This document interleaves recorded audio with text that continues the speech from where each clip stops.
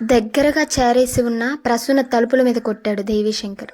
లోపలికి రావచ్చా అని అడిగాడు దేవీశంకర్. రండి అంది ప్రసూన.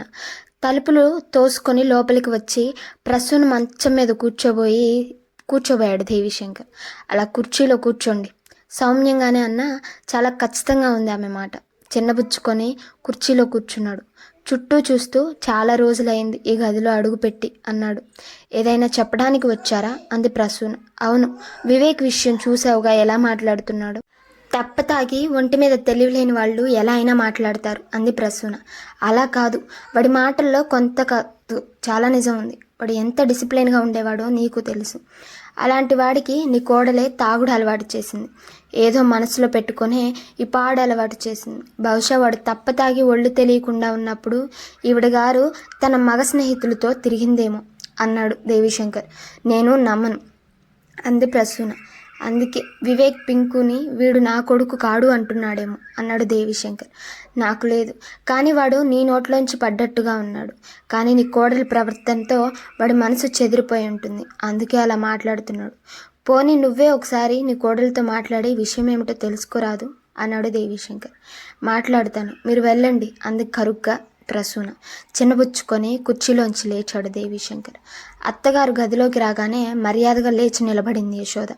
మనలో మనకి మర్యాదలక్కర్లేదు, కూర్చో పొడిగా అంది ప్రసూన.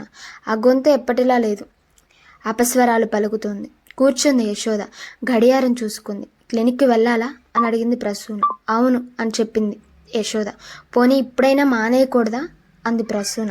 నవ్వింది అదే సమాధానమైట్లు. నేను ఒకటి అడుగుతాను, నిజం చెప్తావా అంది ప్రసూన. నేను మీకెప్పుడూ అబద్ధం చెప్పను అంది యశోద. వివేక్ మొదటి నుంచి తాగుబోతుకాడు.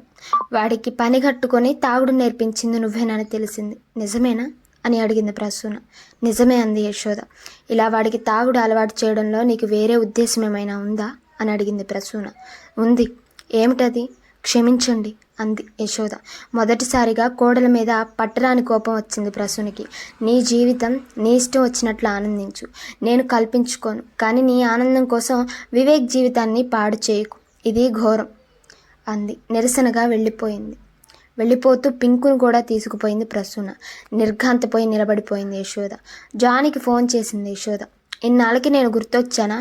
మీ అబ్బాయిని నాకు చూపించవా? ఎలా ఉన్నాడు? బాగా ఆడుతున్నాడా అని గబగబా మాట్లాడేస్తున్నాడు జాని. అతడి నిష్కల్మష ధోరణిని మనసులో అభినందించుకుంది యశోద. అతడు ఎంతోమంది అమ్మాయిలతో తిరిగే మాట యథార్థమే, కానీ మోసం, కపటం, కల్మషం ఇతనిలో లేవు. ఆడ స్నేహితులతో కూడా అతడు నేను వాళ్ళ టైప్ కానని చెప్పేస్తాడు. అదంతా సరే, నేను ఇదివరకు నిన్ను కోరిన సాయం ఇప్పుడు కావాలి అర్జెంటుగా అంది యశోద. వాట్? నువ్వు నన్ను సాయం కోరటమా? 9th wonder. నేను వెంటనే ఆ సాయం చేయలేదా? అది 10th వండర్. పోనీ ఇప్పుడు చెప్పు, ఏమో అర్జెంటుగా చేసేస్తాను అన్నాడు జానీ. మర్చిపోయావా? నీ జగదేక వీరుడితో మాట్లాడాలి అంది యశోద. వాట్ అన్నాడు జానీ. జానీ లాంటి డాషింగ్ యువకుడు కూడా కొన్ని క్షణాలు వెంటనే మాట్లాడలేకపోయాడు. అతను అస్వాభావికమై లోగొంతుకతో నెమ్మదిగా అన్నాడు. యశోద, ఇది చాలా రిస్క్ స్టెప్. ఇప్పుడు నీవు తల్లివి కూడా అయ్యావు. ఈ గొడవలకి దూరంగా ఉండు. నీ సైకాలజీ రీసెర్చ్ నీ జీవితం కంటే గొప్పది కాదు. మీ మావ దేవీశంకర్ సామాన్యుడు కాదు. ఆ కొండ చిలువ జోలికి వెళ్ళకు. అమాంతం నిన్ను చుట్టేసి ఏ కొండకో నొక్కేసి నుగ్గు చేయగలడు అన్నాడు జాన్.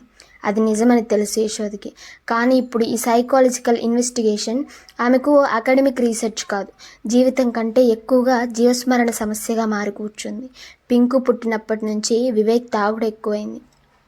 వివేక్ పూర్తిగా దుర్మార్గుడైతే ఈర్ష్యతో తనని ఇంట్లోంచి తరిమేసి మరో పెళ్లి చేసుకునేవాడు, లేదా ఇంకేదైనా చేసేవాడు. చాలా మంచివాడు, ఉదారుడు అయితే సహనంతో నిజాలు తెలుసుకోవడానికి సహనంతో ప్రయత్నించేవాడు. కానీ చాలామంది మనుషుల్లాగా అతడు అటు ఇటు కానివాడు. పసివాడిని ద్వేషించగలిగే క్రౌర్యం లేదు. ప్రేమగా దగ్గరికి తీసుకుంటాడు. వాడిలో స్పష్టంగా కనిపిస్తున్న తల్లి ముద్రను చూసి గర్వంతో పొంగిపోతాడు, కానీ రాజీ పడలేడు. కనీసం సమస్యని ధైర్యంగా ఎదుర్కొని ఆలోచించలేడు. యశోదకి వివేక్ మీద ప్రేమ ఉంది, కానీ ఈర్ష్యతో ఉడికిపోతూ అన్నీ తానే ఉంచుకొని అబాడ్నాలు వేస్తున్న వివేక్తో ఏది మాట్లాడాలనిపించడం లేదు. తన సహనానికి, సహకారానికి, ప్రేమకి ఫలితాలు ఆభండాల అనిపించి మనసు ఎదురు తిరుగుతుంది. అన్నిటికంటే సమస్య ఎంతో సున్నితమైనది. భార్యాభర్తలిద్దరూ సహనంతో అవగాహనతో మనసులు విప్పి మాట్లాడుకుంటే తప్ప దీనికి పరిష్కారం ఉండదు. తనను తను ఆ విధంగా హ్యూమిలేట్ చేసుకోవడానికి సిద్ధంగా లేదు యశోద. ఇదివరకు అత్తగారి అండ ఉండేది కల్పవృక్షం నీడలాగా. ఇప్పుడు వివేక్ తాగుబోతు కావడానికి యశోద కారణమనే దురభిప్రాయంలో ఆవిడ యశోదని నిరసనగా చూస్తుంది. ఆవిడ సంస్కారాన్ని బట్టి దెప్పిపొడుపులు ఈసడింపులు లేవు కానీ మౌనంగా తిరస్కారం ప్రకటిస్తోంది. అది మరింత బాధగా ఉంది. అన్నిటికంటే పింకుని యశోద ఎత్తుకున్నప్పుడు కూడా చాలా అసహనంగా చూస్తుంది ప్రసూన. ఇది అస్సలు భరించలేకపోతోంది. ఇక దేవిశంకర్ జానీ వర్ణించినట్లు ఎవరినో మింగడానికి సిద్ధంగా ఉన్న కొండ చిలువలాగే ఉన్నాడు. ఈ పరిస్థితుల మధ్య చావుకి తెగించి యుద్ధంలోకి ఉరికే వీర యోధుడిలాగా తయారైంది. యశోద మానసిక స్థితి ఎలాగూ విడిపోక తప్పని పరిస్థితులు వచ్చేస్తున్నాయి. అంచేత విడిపోయే ముందు ఏదైనా సాధించగలిగితే అందరికీ మంచిది. అలా కాకపోతే విడిపోవడమే అనివార్యమైతే ఎలా విడిపోయినా పర్వాలేదు. ఈ నిర్ణయానికి వచ్చాక ఎక్కడ లేని తెగింపు వచ్చేసింది యశోదలో. ఫోన్లో జానీతో అంది. నాకన్నీ తెలుసు జానీ, కానీ నాకు ఇది తప్పదు. మీ జగదేక వీరునితో నాకు సమావేశం ఏర్పాటు చెయ్యి అంది. ఆల్ రైట్, అన్నీ పగడ్బందీగా చూసుకొని నీకు ఫోన్ చేస్తాను అన్నాడు. ఫోన్ పెట్టేశాడు జానీ. చాలా డల్గా వినిపించింది అతని గొంతు. ఏ గుడ్ ఫ్రెండ్ అనుకుంది యశోద మనసులో. జానీ గెస్ట్ హౌస్ ఆవరణలో ఆటో దిగింది యశోద. కంపరంగా ఉంది ఆమె మనసుకి శరీరానికి కూడా. అక్కడికి ఎలాంటి ఆడవాళ్ళు వస్తారో ఆమెకి తెలుసు. వెనక్కి తిరిగిపోవాలనిపించింది యశోదకి. డాక్టర్ అనంత పద్మనాభస్వామి వీరన్న మాట్లాడిన ధోరణి చెప్పాడు. అలాంటి వాడు నిజం చెప్తాడని కానీ వాడి ద్వారా మనకు కావలసిన నిజం వస్తుందని నేను అనుకోను. అలాంటి బ్లాక్మెయిలర్తో చేతులు కలపడం నాకు ఇష్టం లేదు. నా ప్రొఫెషన్కి మంచిది కాదు. నువ్వు కూడా అతడికి దూరంగా ఉండు. మరో మార్గం ఆలోచించుకుందాం అని హెచ్చరించాడు. ప్రమాదం ఉన్నమాట నిజమే, కానీ జానీ ఉన్నాడు అండగా. స్నేహితుడికి స్నేహితుడు, గూండాలకి గూండా. పక్క వీధిలోనే ఉండి ఏం జరగకుండా చూసుకుంటున్నాడు. జానీని నమ్మొచ్చు పూర్తిగా. ఏమాత్రం ద్రోహబుద్ధి ఉన్నా అతని గెస్ట్ హౌస్కి రావడానికి తనని ఇంతలా డిస్కరేజ్ చేసి ఉండేవాడు కాదు. చిన్న వరండా, దాన్ని ఆనుకొని అటాచ్ బాత్రూమ్తో బెడ్రూమ్, ఇంతే గెస్ట్ హౌస్. వరండాలోనే ఫేమ్ సోఫా సెట్ ఉంది. అక్కడ కూర్చొని ఉన్నారు వీరన్న జానీ. సాధారణంగా యశోదను చూడగానే వెకిలిగా నవ్వేవాడు వీరన్న. ఇంటి కోడలను కూడా సంకోచించేవాడు కాదు. అలాంటిది ఆ రోజు యశోద గెస్ట్ హౌస్కి వచ్చిన రోజు మరింత చులకనగా చూడడానికి అవకాశం ఉన్న రోజు. మర్యాదగా లేచి నిలబడి నమస్కారం చేశాడు. జానీ శక్తిలో మరింత నమ్మకం కలిగింది యశోదకి. మనసు కుదుటపడింది. వెల్కమ్. నన్ను ఇక్కడ ఉండమంటావా, లోపల గదిలో ఉండమంటావా? మధ్య తలుపులు తీసి ఉంచినా వేసి ఉంచినా నాకు మళ్ళీ గెస్ట్ హౌస్ సాయంత్రం 5ంటికి కావాలి. ఒక గెస్ట్ని ఎక్స్పెక్ట్ చేస్తున్నాను అన్నాడు జానీ. లోపల గదిలో ఉండు, తలుపులు తీసి ఉంచు. గంటన్నర కంటే ఎక్కువసేపు ఉండను. నాకు కావాల్సిన విషయాలే ఇతనితో చెప్పిస్తాను అంది యశోద. ఓకే అని చెప్పి రూమ్లోకి వెళ్ళిపోయాడు జానీ. ఆ తర్వాత సంభాషణల్లో అతనికి ఇంట్రెస్ట్ లేదనడానికి నిదర్శనంగా బెడ్రూమ్లోంచి సన్నగా పాప్ మ్యూజిక్ వినిపించసాగింది. యశోద జానీని బెడ్రూమ్లోకి వెళ్ళమనడానికి కారణం ఉంది. తనతో చిన్న టిఫిన్ డబ్బా అంత టేప్ రికార్డర్ తీసుకొచ్చిందామా. Important tape recorder. అది చాలా పవర్ఫుల్, చక్కగా రికార్డ్ అవుతుంది. కాటన్ బ్యాగ్లో పెట్టి తీసుకొచ్చింది. టేప్ రికార్డర్ సంగతి జానీకి తెలియకూడదు. జానీ ఏదైనా మాట్లాడితే అది రికార్డ్ కాకూడదు. అంచేత జానీని బెడ్రూమ్లో ఉండమంది. తలుపులన్నీ తీసి ఉంచమన్నది. వీరన్నలో నమ్మకం లేక టేప్ రికార్డర్ వీరన్నకి తనకి మధ్య ఉన్న చిన్న టేబుల్ పైన ఉంచింది యశోద. టేప్ రికార్డర్ ఆన్ చేసి ఉంది. రెడ్ లైట్ వెలుగుతోంది, కానీ కాటన్ బ్యాగ్లోంచి అది కనిపించదు. మధ్యలో కాటన్ బ్యాగ్ పెట్టడం చూసి వీరన్న ఏమైనా అనుమానిస్తాడేమో అనుకుంది. కానీ అతడికి ఆ దృష్టి లేదు. అతడి వ్యవహారాలన్నీ కత్తులతో, కటార్లతో, నాటు బాంబులతో, మత్తుమందులతో సాగేవి. టేప్ రికార్డర్ లాంటి అతి సున్నితమైన పరికరాలు అతడి ప్రపంచంలో లేవు. ఏం చెప్పమంటారు? బెడ్రూమ్ వైపు దొంగ చూపులు చూస్తూ అడిగాడు వీరన్న. వివేక్ చిన్నతనం గురించి, అతడి చిన్నప్పటి అలవాట్లు ఎలా ఉండేవి? తల్లిదండ్రులు ఇద్దరిలో ఎవరి దగ్గర చేరిక, ఎవరు ఎక్కువ ముద్దు చేసేవారు? ఎవరైనా పనిష్మెంట్ ఇచ్చేవారా? ఇస్తే అవి ఎలాంటివి? నువ్వు చెప్పుకుంటూ పో, నాకు కావాల్సిన డౌట్స్ నేనే అడుగుతాను అంది యశోద. అదేంటండి, అయ్యగారు చేయించిన కూనీల గురించి, ఆడవాళ్ళ వ్యవహారాల గురించి నాకు బాగా తెలుసు. మీకు కావాలంటే అవన్నీ. వీరన్న, నాకు ఆ వివరాలు అక్కర్లేదు. నేను అడిగింది చెప్పు చాలు. అనవసరంగా నువ్వేమీ మాట్లాడుకు ఖచ్చితంగా అంది. వీరన్న డిసప్పాయింట్మెంట్ అతని ముఖంలో స్పష్టంగా కనిపించింది. అతడికి చాలా ఇష్టమైన విషయాలు కూనీలు, ఆడవాళ్ళు. జరిగిన విషయాలకి చక్కగా రంగు పూసి యశోదకి చెప్పడానికి తయారు చేసుకున్నాడు. యశోద అవి వద్దనేసరికి అతడికి ఏం మాట్లాడాలో అర్థం కాలేదు. మెదడు శూన్యమైపోయింది.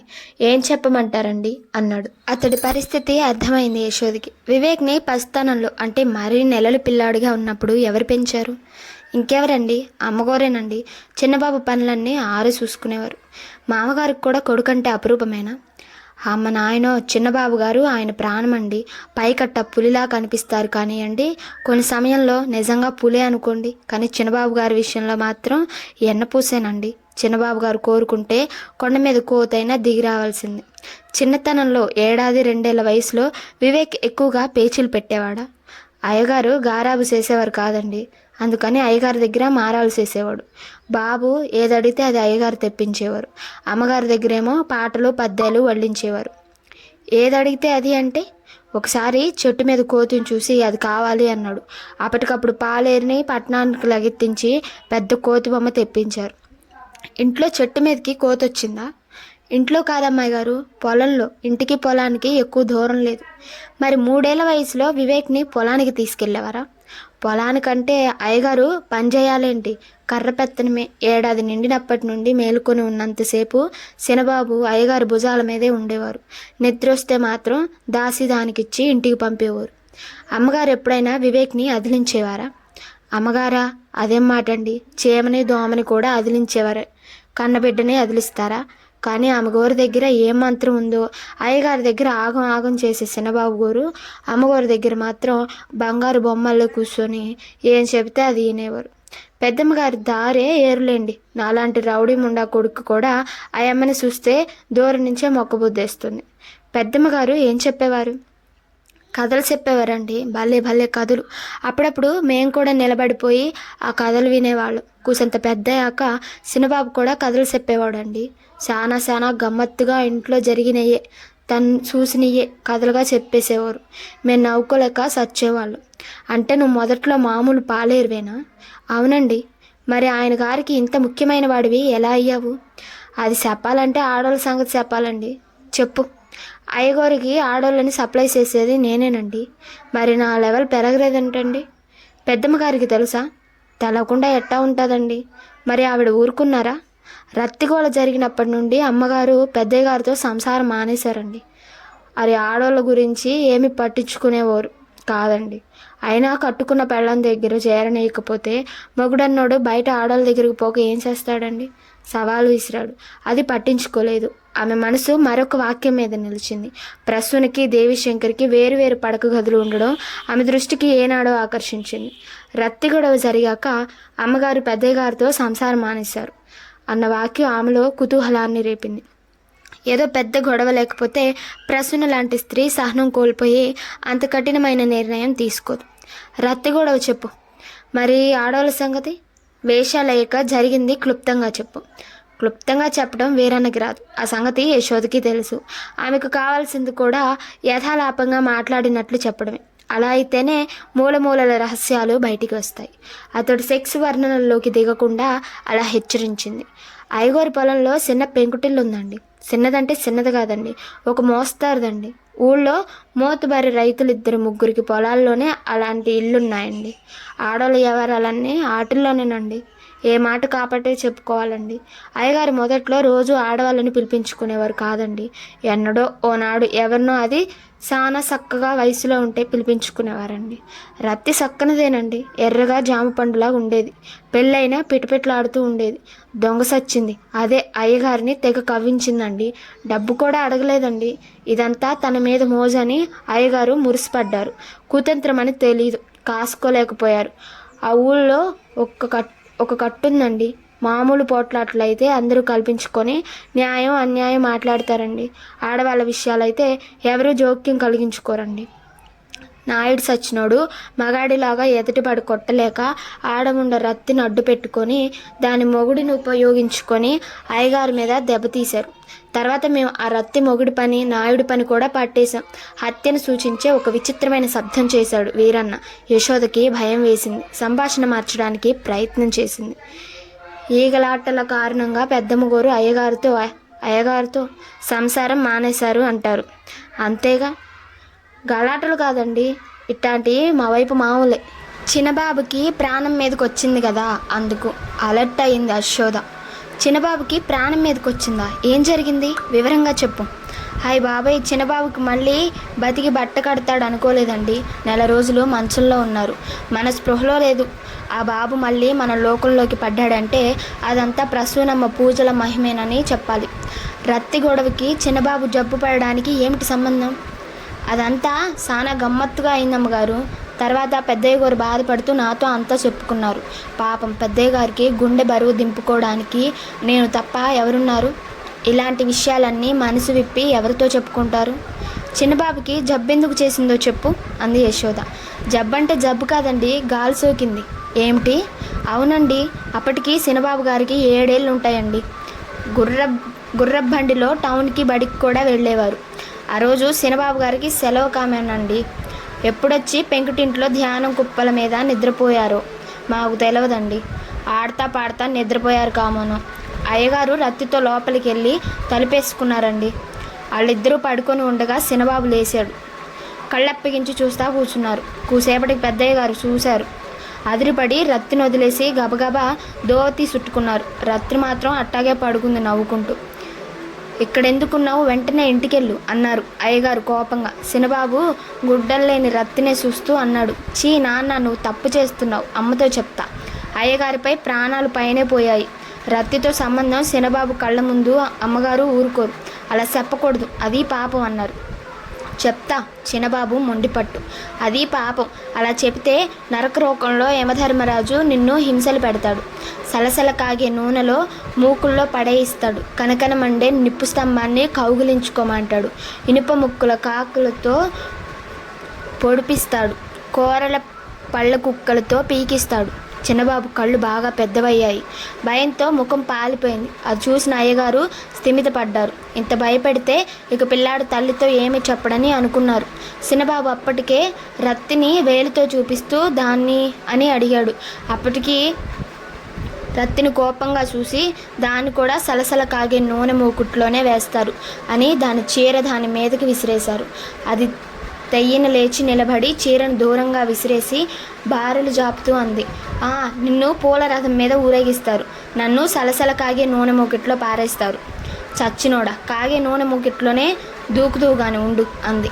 పెద్దయ్య గారు కోపంతో దాని మీదకి పోయేటంతతో అది తప్పించుకొని తలుపు తీసి పెద్దగా రాగాలు పెడుతూ ఏడుపు మొదలుపెట్టింది. పెద్దయ్య గారికి ఏం జరిగిందో తెలిసేలోగా నాయుడు మనుషులు రత్తి మొగిన్ని ముందు పెట్టుకొని అయ్యగారి మీద పడ్డారు. గలాటా విని మేమంతా చేరాం. అయ్యగారికి కర్ర అందించాను. అయ్యగారు కర్ర తిప్పుతూనే వీరిగా చిన్నబాబు అని అన్నారు పెద్దయ్య గారు. అప్పటికి చిన్నబాబు బిత్తరపోయి చూస్తున్నారు. నేను బాబుని ఎత్తుకొని దూరంగా గడ్డివాముల మధ్య పడుకోబెట్టి వచ్చేశాను. కాసుకొని దెబ్బ పెద్దయ్య గారికి బాగా దెబ్బలు తగిలాయి. ఆయనకి తెలివి తప్పిపోయాక ధూ అని నేల మీద ఊసి అప్పుడు వెళ్ళారు నాయుడు మనుషులు. వాళ్ళని వెంటాడేవాళ్ళం. కానీ ముందు మా అయ్యగారిని బతికించుకోవాలి. ఎడ్ల బండి కట్టుకొని టౌన్లో ఉన్న ఆసుపత్రికి తీసుకెళ్ళాం. ఈ సందట్లో చిన్నబాబు మాటే మర్చిపోయాం. తెల్లారి ఎవరో చూసే వరకు చిన్నబాబు గడ్డివాముల మధ్యనే పడి ఉన్నాడు. ఒళ్ళు కాలిపోతా కలవరిస్తూ ఉంటే అమ్మగారికి అప్పచెప్పారు. ఆ రోజు నుంచి 1 నెల వరకు చిన్నబాబు గారు మన లోకంలో లేరు. ఒకటే పలవరింతలు. ఎవరో తన మీద పడతా ఉన్నట్లు, తనని పీక్కు తింటున్నట్లు ఒకటే పలవరింతలు. చీకటి రాత్రి 6 బయట గడ్డివాముల మధ్య ఏ గాలో సోకిందన్నారు అందరూ. భూత వైద్యులు చేయించడానికి, తాయెత్తులు కట్టించడానికి ప్రసూన ఒప్పుకోలేదు. ఒకటే పూజలు చేసింది. చిత్తశుద్ధి గల తల్లి. చిన్నబాబు కోలుకున్నాడు. ఆ తర్వాతే వాళ్ళంతా పొలాలు అమ్మేసి ఆ ఊరు నుంచి ఈ ఊరు వచ్చేశారు. ఈ విషయాలే యశోదకి కావలసినవి. ఆనందంతో లేచి నిలబడి థ్యాంక్స్ అని 100 రూపాయల నోటు తీసి బీరన్న చేతిలో పెట్టింది. వద్దంటూనే తీసుకున్నాడు. ఏం జరిగిందో అర్థమైంది యశోదకి. తన తప్పు కమ్ముకోవడానికి తండ్రి నరకలో ఒక శిక్షలు భయం పెట్టాడు. చీకటి రాత్రిలో ఒంటరిగా ఉండిపోయాడు పసివాడు. అంతకుముందు తల్లి ట్రైనింగ్లో కథలను, ఊహాగానాలను అలవర్చుకున్నాడు. అంచేత ఆ చీకటి రాత్రి తన చుట్టూ నరకలోకపు దృశ్యాల కథలల్లుకుంటూ గడిపాడు. అది రహస్యం. జానీ పిలిచింది అతడు తన మాటలేవి వినటం లేదనడానికి గుర్తుగా 2 సార్లు పిలిచాక కానీ రాలేదు జానీ. వెళ్తాను, చాలా థ్యాంక్స్. వచ్చిన పని చాలా వరకు అయినట్లే. అవసరమైతే మళ్ళీ వస్తాను అంది యశోద. నీకు కూడా థ్యాంక్స్ అన్నాడు. దేనికి? నా గెస్ట్ రాకముందే వెళ్ళిపోతున్నందుకు నవ్వాడు. యశోద ఆ రోజే అనంత పద్మనాభ స్వామికి అంతా వివరించి స్వామి ఆనందం పట్టలేక వాత్సల్యపూర్వకంగా యశోద భుజం తట్టాడు. ఇక సందేహం లేదు, వివేక్ తప్పకుండా నార్మల్ మనిషి అయిపోతాడు. హీఈస్ ఏ కోఆపరేటివ్ పేషెంట్ అన్నాడు డాక్టర్. నేను వెళ్తాను లేచింది యశోద. ఇంక నీ ప్రాబ్లం సాల్వ్ అయినట్లే. యశోద సంతోషం చూపలేదు, దిగులుగా తలవాల్చేసింది. ఓ అన్నాడు డాక్టర్. పింకు ఎలా ఉన్నాడు అని అడిగాడు. బాగున్నాడు. అత్తగారు వాళ్ళు వాడిని బాగా చూస్తారా అన్నాడు డాక్టర్. వాళ్ళకి పింకు నెత్తి మీద దేవత అంది యశోద. ఓ డాక్టర్ ఇంకా ఓలతో ఆలోచిస్తూ ఉండగానే యశోద అక్కడి నుండి బయలుదేరింది. అశాంతి నిండిన మనసుతో ఉన్న యశోద వరండాలో కూర్చున్న వ్యక్తిని గమనించలేదు. అది అరుణ. జానీ కోసం గెస్ట్ హౌస్కి వచ్చింది. అనుకున్న దానికంటే గంట ముందుగా వచ్చింది. అలా అరవటం అరుణకి అలవాటే.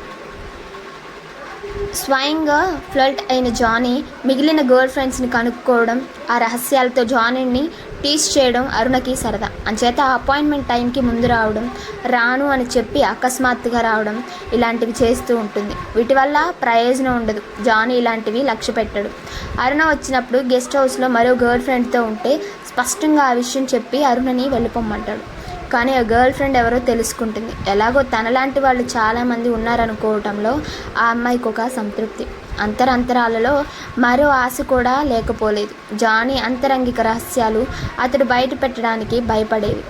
ఏవైనా తను తెలుసుకుంటే అతడిని బెదిరించి పెళ్లి చేసుకోవచ్చని జానీ ఎంతగా విదిలిచ్చినా అతడిని ప్రేమించకుండా ఉండలేకపోతుంది ఆ అమ్మాయి. ఆ రోజు గెస్ట్ హౌస్లోకి రాబోతున్న అరుణ లోపల నుంచి వస్తున్న యశోదని చూసి గతుక్కుమంది. బగ్గుమంది మనసు. బోడి పతివ్రత వేషాలు వేస్తూ తనకి నీతులు చెప్తూ ఈవిడగారు చేస్తున్నది ఇదా? దర్జాగా జానీ గెస్ట్ హౌస్కి వస్తూ ఎన్ని ఫోజులు పెట్టింది, ఎంత గొడవ చేసింది. అయినా వివేక్ లాంటి వాడిని ప్రేమించి పెళ్లి చేసుకున్న యశోదకి ఇదేం రోగం? యశోద ఆటో వాడితో డాక్టర్ అనంత పద్మనాభ స్వామి ఇంటికి సైఫాబాద్ అని చెప్పడం విన్నది. స్వామి సైకియాట్రిస్ట్ అని అరుణకి తెలుసు. సైకియాట్రిస్ట్తో యశోదకేం పని? గెస్ట్ హౌస్ నుంచి నేరుగా సైకియాట్రిస్ట్ దగ్గరికి వెళ్ళటం ఏంటి? గెస్ట్ హౌస్లో అరుణ హైడ్ అవుట్. కార్ షెడ్ అందులో నిలబడి జానీ గర్ల్ ఫ్రెండ్ని అబ్జర్వ్ చేస్తుంది. ఇప్పుడు యశోదని అలాగే చూసింది. యశోద సైకియాట్రిస్ట్ దగ్గరికి బయలుదేరగానే తాను మరో ఆటో వేసుకొని యశోదని అనుసరించింది. అది డాక్టర్ కన్సల్టింగ్ టైం కాదు. అంచేత వరండాలో ఎవరి లేరు. యశోదని డాక్టర్ మొదటి నుంచి ఫ్రెండ్ లాగా చూడడం వల్ల ఆమె చనువుగా లోపలికి వెళ్ళింది. వరండాకి ఆనుకునే ఉంది కన్సల్టింగ్ రూమ్. వరండాలో కూర్చుంది అరుణ. కన్సల్టింగ్ రూమ్లోంచి మాటలు వినబడగానే దగ్గరగా వేసి ఉన్న తలుపులకి చెవి ఆనించి అన్ని విషయాలు వింది. ఆమెకి తెలివైనది, అంతా అర్థమైంది, నిర్ఘాంతపోయింది. అయితే పింకు జానీ కొడుకా అనుకుంది. ఇన్నాళ్ళకి జానీని నిజంగా భయపెట్టడానికి ఒక క్లూ దొరికింది. అశాంతి నిండిన మనసుతో వెళ్తున్న యశోద అరుణని గమనించలేదు. ఇంత ఆలస్యం చేశావే? అనుకున్న టైంకి రాకుండా గంట పైగా ఆలస్యం చేసినందుకు అరుణ మీద చికాకు పడ్డాడు జానీ. ప్రేమించే వాళ్ళంటే ప్రేమించబడే వాళ్ళకి లోకువ. అందుకే అరుణ మీద ఎప్పుడు దుమదుమలాడుతావు జానీ. ఎందుకు చికాకు? నీకు నీ యశోద ఉందిగా అంది అరుణ.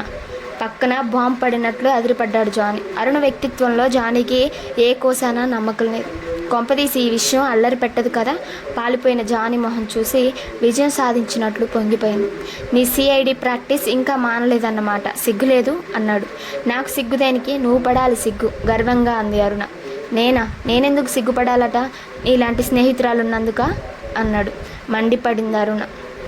కాదు, కన్న కొడుకుని మరో తండ్రికి అప్పగించి పెళ్లి వద్దంటూ తిరుగుతున్నందుకు అంది అరుణ. తాగి వచ్చావా? తాగక్కర్లేదు. నాకు నీ సంగతి, యశోద సంగతి అంతా తెలుసు. యశోద గురించి ఏమైనా వాగావంటే చెంప పేలగొడతాను. యశోదకి నాకు అలాంటిదేమీ లేదు. యశోద వేరే పని మీద ఇక్కడికి వచ్చింది అన్నాడు. అవును, నీ దగ్గర గీతోపదేశం పొందడానికి. వాగకు. యశోదని నేను పెళ్లి చేసుకుంటానన్నాను. ఆ విషయం మర్చిపోకు. మర్చిపోలేను. అప్పటి పరిస్థితులు వేరు. వివేక్ నీకంటే అందగాడు, మంచివాడు, డబ్బున్నవాడు అని అతడిని పెళ్లి చేసుకుంది.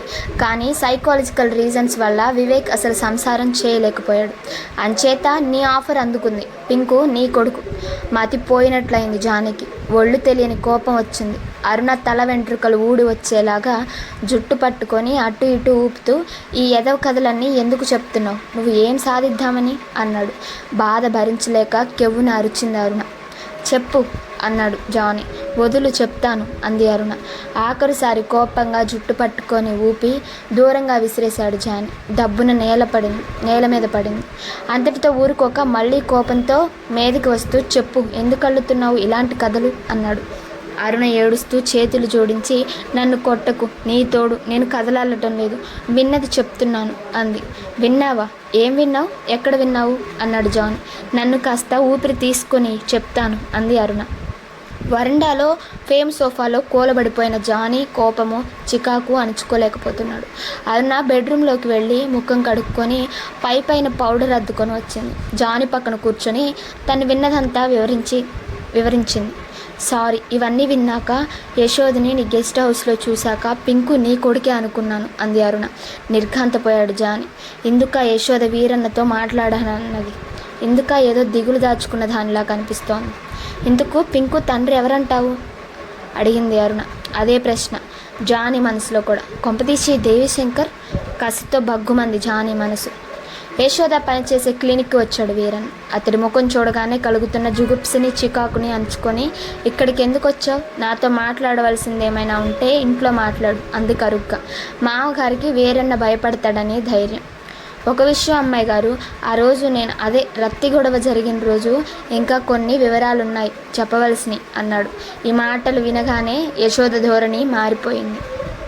అయితే సరే, జానీతో మాట్లాడి అక్కడికి వస్తాను, నువ్వు వెళ్ళు అంది. నేను రేపే మా ఊరు వెళ్తున్నాను, ఇక్కడ పని అయిపోయింది. అయినా జానీ బాబు గారు అక్కడ ఉండక మరెక్కడుంటారమ్మా, మీరు రండి అన్నాడు వీరన్న. అది కాదు, ఆగిపోయింది. అమ్మాయిలు ఎవరిని పిలుచుకోవద్దని నేను చెప్తానులేండి, మీరు రండి అన్నాడు వీరన్న. నువ్వు వెళ్ళు, నేను వస్తాను అంది యశోద. వీరన్నని పంపేసింది. మనసు అటు ఇటు ఊగింది. జానీ ఇంటికి ఫోన్ చేసింది. ఇంట్లో లేడని తెలిసింది. బహుశా గెస్ట్ హౌస్లోనే ఉండి ఉంటాడనుకుంది. బయలుదేరింది. వరండాలో కూర్చొని ఉన్నాడు వీరన్న. గేటు దగ్గర క్షణకాలం ఆగింది.